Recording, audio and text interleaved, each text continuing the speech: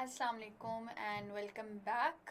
Moving ahead with our criminal justice system. इससे पिछले lecture में हमने पढ़ा कि criminal justice system होता क्या है और उसका जो पहला one of the most important parts are police, हमने उसको काफ़ी डिटेल में पढ़ लिया. Now we are moving ahead to the next phase of the criminal justice system में एक क्रिमिनल है, एक क्राइम हुआ, इन्वेस्टिगेट हुआ, वो पकड़ा गया, उसके बाद क्या, उसके बाद आता है हमारा trial and conviction phase. So trial and conviction को आज हम थोड़ा सा पढ़ेंगे और फिर उसके बाद हम पढ़ेंगे कि ट्रायल एंड कन्विक्शन में हमारी जो प्रोसिक्यूशन है. Many of you are probably hearing this word for the first time, तो मैं इसको काफ़ी सिंप्लीफाई करके आप लोगों को समझाऊंगी और फिर आपको पता लगेगा कि प्रोसिक्यूशन है क्या. एंड यू विल अंडरस्टैंड कि the prosecution is very very underrated. Pakistan में उसको उस तरह से कोई कुछ समझता ही नहीं है, जिस तरह आप लोगों को भी नहीं पता होगा. तो we will try to understand that. So trial and conviction, investigation के बाद का फेज जो आता है वो आता है ट्रायल एंड कन्विक्शन का. आपके सिलेबस में ये लाइन प्रॉपरली लिखी हुई है, which is why I want you understand कि ट्रायल होता क्या है और कन्विक्शन क्या होता है. So basically, trial is a formal examination of evidence by a judge, typically before a jury. Jury जो है वो यहाँ पे नहीं होती. It is basically in other countries, जिसमें वो पूरे ज़्यादा सारे लोग इकट्ठे बैठते हैं और वो बताते हैं कि गिल्टी है या इनोसेंट. हमारे यहाँ it's the judge who decides whether the person is guilty or innocent. In order to decide guilt in case of a criminal or civil proceedings. We are focusing on criminal cases. तो criminal proceedings में क्या कि basically trial जो हमारे court room में जो होता है, जो हम जहाँ पे जज बैठा होता है, लॉयर्स अपने केसेस अपना केस प्रेजेंट करते हैं, कोई डिफेंड करता है, ये जो सारा कुछ उधर कोर्ट रूम में होता है, इसको हम कहते हैं ट्रायल. अब ट्रायल में जो जो प्लेयर्स हैं वो मैं आपको अभी बताऊंगी. एंड कन्विक्शन क्या है? Conviction is a formal declaration by the verdict of a jury or the decision of a judge. Pakistan में it's judge, it's not the jury. In a court of law that someone is guilty of a criminal offense. किसी ने कोई जुर्म किया है, जब तक आपका जज ये नहीं कह देता कि ही इज़ गिल्टी, तब तक आप उस बंदे को गिल्टी नहीं कह सकते. उससे पहले वो अलेजिड perpetrator है, after that he is a convicted person. तो convicted is the person and conviction is what happens when the judge slams that hammer and says कि he is guilty. So to understand this topic, ये जो specific topic आपका given है आपके syllabus में, इसको समझने के लिए you need to understand कि trial और conviction होता क्या है. अब trial और conviction में किस किस का रोल है.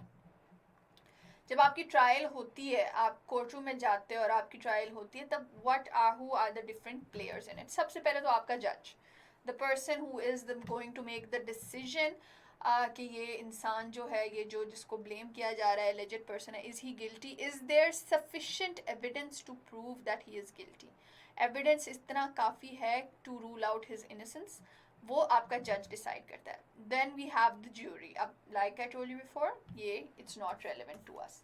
तो jury basically, if you guys are asked in MCQs or whatever, ये basically they are a group of people, random citizens, जिनको बुलाया जाता है ज्यूरी ड्यूटी पे. they have to come, वो ट्रायल अटेंड करते हैं, उन पे मैंडेटरी होता है और ये बिल्कुल रैंडम होता है. वो इकट्ठे होते हैं, वो केस सुनते हैं और फिर वो वापस जाके डिसाइड करते हैं कि अच्छा, ज्यूरी का काम होता है ये बताना कि इनोसेंट है या गिल्टी. जज बताता है सज़ा कितनी है. ये वहाँ पे ऐसे होता है. हमारे यहाँ क्या होता है, जज ही गिल्टी इनोसेंट बताता है, जज ही सज़ा सुनाता है. Then we have the prosecutor and then we have the defense attorney.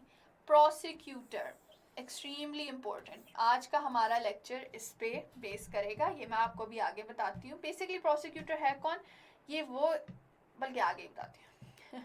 The defense attorney is basically the lawyer जो जिस फॉर एग्जाम्पल मेरे पे अगर केस हो रहा है और मेरे पे एक इल्ज़ाम है कि मैंने ये काम किया है, तो जो मुझे डिफेंड करेगा, डिफेंस अटर्नी है ना, जो मुझे डिफेंड करेगा कोर्ट में, वो लॉयर जो होता है वो हमारा डिफेंस अटर्नी होता है. सो इनका ये इनका बेसिकली यही काम होता है कि दे ट्राई टू प्रूव कि द सस्पेक्ट इज इनोसेंट. जो प्रोसिक्यूटर होता है, now we are going to focus on prosecutor. अच्छा, जो प्रोसिक्यूटर आपका होता है उसका क्या काम होता है, he is basically a government employed person जो कि केस को कोर्ट में गिल्टी बंदे को, मतलब जो एलिजेड बंदे को गिल्टी प्रूव करता है। ये बेसिकली डिफेंस अटर्नी कहता है ये इनोसेंट है, प्रोसिक्यूटर जो है वो कहता है ये गिल्टी है। ट्रायल में प्रोसिक्यूटर का ये रोल है, उसके अलावा बहुत ज़्यादा रोल्स हैं, लेकिन ट्रायल में जो प्रोसिक्यूटर है उसका ये रोल है टू प्रूव के ये जो पर्सन है जिसको पुलिस लेके आई है हमारे पास ये गिल्टी है। अब to make you all understand कि क्रिमिनल प्रोसीजर ये सारा चलता किस तरह, क्राइम होने से एंड तक क्या चलता है। I have just made a brief time line sort of thing for you, for those people who do not understand this subject very well. सबसे पहले क्राइम इज कमिटेड, कोई मर्डर हो जाता है, कोई किडनैपिंग हो जाती है, कोई थेफ्ट हो जाती है, कोई क्राइम होता है, दैट इज स्टेप नंबर 1। उसके बाद क्या होता है, क्राइम इज रिपोर्टेड। क्राइम हुआ, क्राइम रिपोर्ट भी होना चाहिए। मैंने आपको पिछले लेक्चर में बताया एफआईआर होगा तो फिर वो उसकी इन्वेस्टिगेशन स्टार्ट होगी। तो हमारे यहाँ वो क्राइम रिपोर्ट किस तरह होता है, एफआईआर से। क्राइम कमिट हुआ, क्राइम रिपोर्ट हुआ, उसके बाद जब रिपोर्ट हो गया था तो अब इन्वेस्टिगेशन ऑफिसर पे ये ड्यूटी आ जाती है कि उसने उसको इन्वेस्टिगेट करना है। Investigation carried out by the police. Police ने इन्वेस्टिगेशन कर ली, उनको पता लग गया कि उनको लगता है विद एविडेंस कि इस बंदे ने ये काम किया। फिर वो क्या करते हैं, criminal is apprehended by the police, फिर वो उसको अरेस्ट करते हैं। अब आता है द नेक्स्ट फेज, accused या alleged perpetrator, he appoints a defense attorney, जो मैंने पीछे बात की थी, by of their choice। वो किसी लॉयर को अपॉइंट करते हैं अपने डिफेंस में आर्ग्यूमेंट पेश करने के लिए। Court pronounces charge against the alleged offender। आपकी कोर्ट बताती है कि ये जो अफेंडर है इसने ये काम किया है, ये इस पे चार्जेस हैं, इस पे ये उसने मर्डर किया, तो ये वो नंबर के साथ सारा बता देते हैं कि उस पर ये हम चार्ज कर रहे हैं। अब एक तरफ आपका डिफेंस अटर्नी है जो उस अक्यूज्ड को इनोसेंट कह रहा है, दूसरी तरफ आपकी प्रोसिक्यूशन है। Prosecution presents evidence against the alleged offender. वो कहते हैं नहीं, जो भी डिफेंस है या whatever, he is the guilty person. Defence cross examines. अब ये जो आपकी डिफेंस अटर्नी है, जब प्रोसिक्यूशन एक दफ़ा बता देता है कि ये एविडेंस है इसके अगेंस्ट, इसने ये काम किया है, तो आपकी जो डिफेंस है वो उस एविडेंस को क्रॉस एग्जामिन करती है और उसको एक किस्म का गलत साबित करती है और अपना डिफेंस के लिए अपनी एविडेंस प्रेजेंट करती है।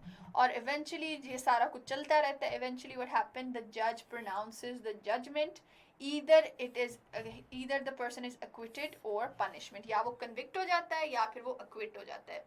Remember again terminology, acquittal means कि वो कह देते हैं he is innocent, he is not guilty and that person cannot be called a criminal now, चाहे जितनी मर्जी, जब वो जज पे है, अगर या तो वो acquit हो जाता है या फिर वो punishment उसको मिलती है after he is convicted, ये conviction हो जाती है। ठीक है, so this is basically your whole summary for our criminal justice system किस तरह से, ताकि आपके माइंड में वो क्लियर सी पिक्चर बन जाए कि क्या होता है और किसका क्या रोल है। So moving ahead to the prosecutor. अब पहले मैंने आपको बताया कि प्रोसिक्यूटर का काम क्या है, वो देखता है वो कोर्ट रूम में वो ट्रायल के टाइम पे अक्यूज्ड को, एलिजेड को वो गलत साबित करने की कोशिश करता है। उसकी पूरी कोशिश होती है कि वो इस बंदे को जेल तक पहुंचाए, उसको सजा दिलवाए, ये प्रोसिक्यूटर का काम है। लेकिन उसके अलावा there are many other roles as well. तो उन रोल्स को एक्सप्लेन करने के लिए what I have done, I have collected some major points from the police rules 1934। ये भी पुलिस रूल्स आए थे 1934 और इनके चैप्टर 27 में आपके प्रोसिक्यूटर्स के रोल को बहुत अच्छी तरह समझाया जाता है।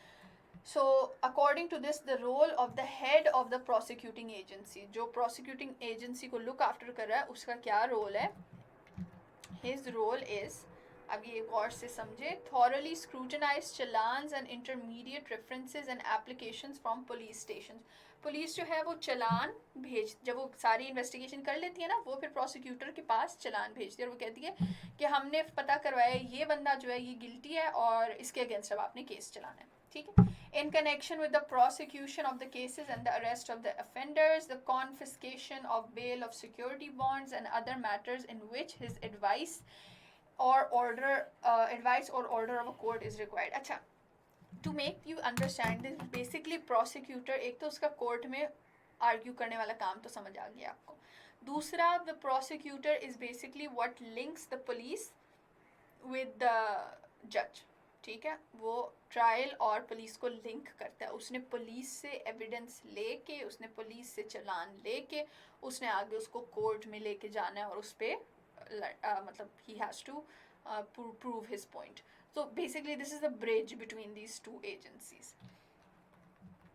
To prosecute, watch or direct the prosecution of cases. अब इनका काम क्या है? केसेस की prosecution करना in the court of the district. In this connection, it must be realized that his duty embraces not only the presentation of the prosecution case, but also contesting the claims of the defense. अब ये word to word वहाँ से मैंने लिया है आपको समझाने के लिए कि basically कह रहे हैं कि सिर्फ ऐसा नहीं है कि उसने अपनी evidence दे दी कोर्ट में कि ये इस तरह guilty है।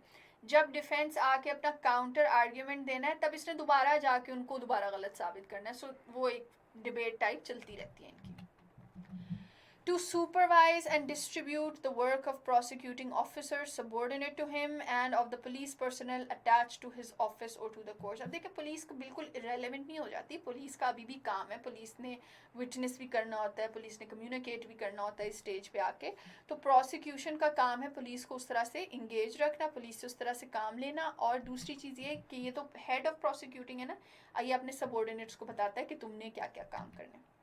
To take charge of and deal with articles and property received in connection with the cases as well as unclaimed and suspicious property. देखो जब कोई केस आता है और उससे रिलेटेड एविडेंस कलेक्ट होता है या प्रॉपर्टी कलेक्ट होती है तो उसका जो इंचार्ज होता है वो हमारा प्रोसिक्यूटर होता है।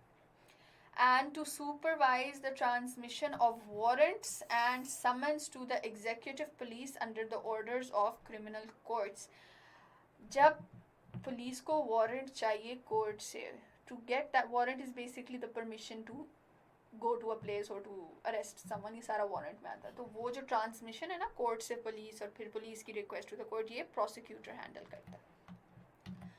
To keep the district magistrate and superintendent of police informed of all important matters in connection with the criminal case under trial. एक ट्रायल कोर्ट में चल रही है, अगर पुलिस ने कोई नई चीज़ डिस्कवर की है वो चीज़ कोर्ट तक पहुंचाना प्रोसिक्यूटर का काम है। अगर कोर्ट ने कोई फैसला किया है या कोई चेंजेस किए हैं वो या कोई कुछ और फर्दर डिमांड किया तो वो चीज़ पुलिस से कम्युनिकेट करना प्रोसिक्यूटर का काम है। तो ये देखो वही ब्रिज वाली बात हो गई।